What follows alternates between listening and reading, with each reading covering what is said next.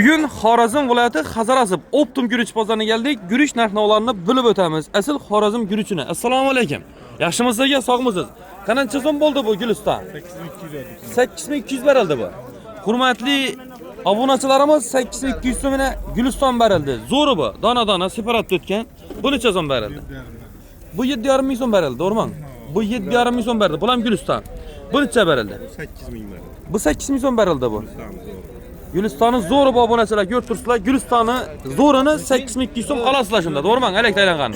Endi nega o'tamiz endi? Nima dedi buni? Elangaga. Necha so'm bo'ldi bu? 10 ming so'm. Hurmatli obunachilar, 10 ming so'm. Gelişadan joyi bo'ladi albatta. Bu necha so'm bo'ldi? 10,5. Bu 10,5 ming so'm belangamiz. Gelişada yeri var mı? Bunga ham gelişadan joyi bo'ladi. Bu necha dedingiz? Bulam shun. Yine obunachilar sizlar. Xudo xolasa endilikda palovni bosaverasizlar. Bu necha so'm bo'ldi aga? 800. Bu nüksma bu? Ne oldu? Gülistan. Gülistan mı bu? Nükstan hoşuma gitti.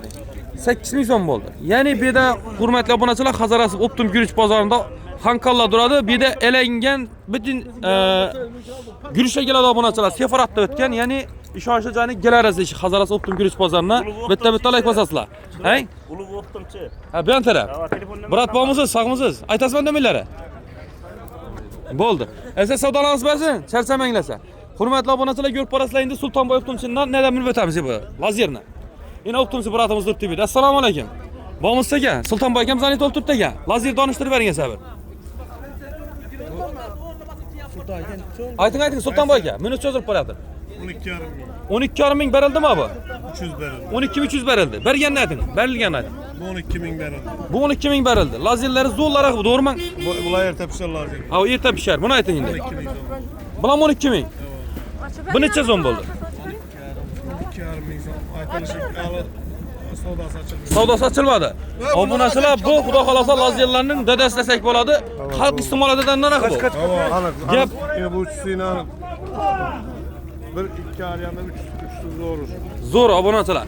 Esa hurmatli obunachilar, bitta like bosasizlar, ko'kalar Sultonboy aka nomerlarini yasabir guruchchilar uchun. 94 ming. 785 97 37. Esa savdoingiz bersin esa, sog' bo'ling esa. Esa like bosarasizlar, Sultonboy aka karakkarini rasmga qo'yib beramiz sizga.